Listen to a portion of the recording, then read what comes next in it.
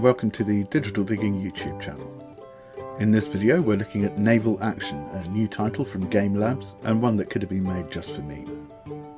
It revolves around late 18th and early to mid 19th century naval craft and is, regardless of how good it looks, still in its very early stages. It's in alpha at the moment, and the only available gameplay takes place under the heading of Sea Trials, in which the physics, craft progression and behaviour of the world and its ships are being tested through the medium of combat.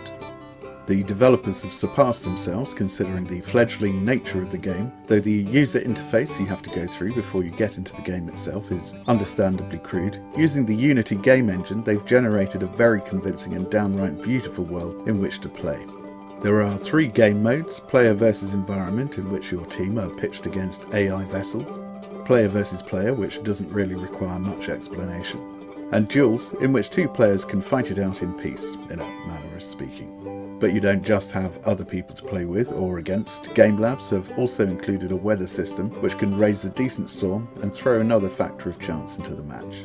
Speaking of weather, to make the best of your experience, you'll do well to learn how to use the wind in accordance with the vessel you're sailing. Fortunately, this isn't a simulator, and if you turn on Auto Skipper, they take all of the hard work out of it for you.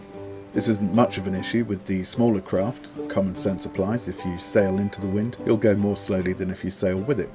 But by the time you graduate to larger vessels, you'll need to learn the ropes a little more, but the progression system is arranged so that you can pick up a little more information with every upgrade.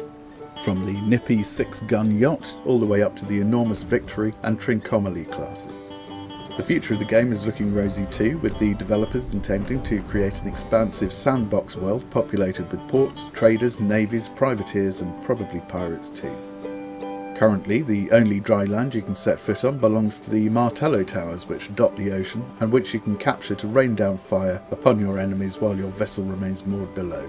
If another player tries to take the tower that you're currently occupying, it sets off a turn-based mini-game in which you can choose to attack, defend or fire in an attempt to whittle the attacking sailors down. If you accomplish this, then you can either stay put and continue your task, or take over the defeated attacker's craft. Earlier today I was able to exchange a cutter for a snow using this method, but was unfortunately not allowed to keep it. This is, as the title says, a first look at this game, for which I assure you a stream of videos will follow. And although I judge games on a number of factors including gameplay, physics and the quality of the graphics, chief amongst them is how much time passes while I'm playing without me noticing. Going by those criteria, I'd say that so far, Game Labs appear to be onto a winner. The price to get into alpha is not insignificant, coming in at $40 or $27.50 sterling. But if you like ships from the Age of Sail or are just looking for something different, then I can highly recommend it, and if combat isn't your thing, please keep in mind that in the future you'll be able to carve out your own world.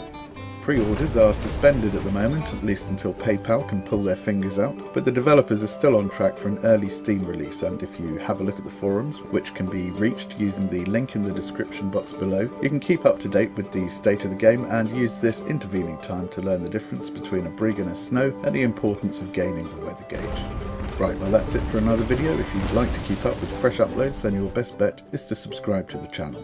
Okay, cheerio chaps, and I hope to see you next time. Bye bye.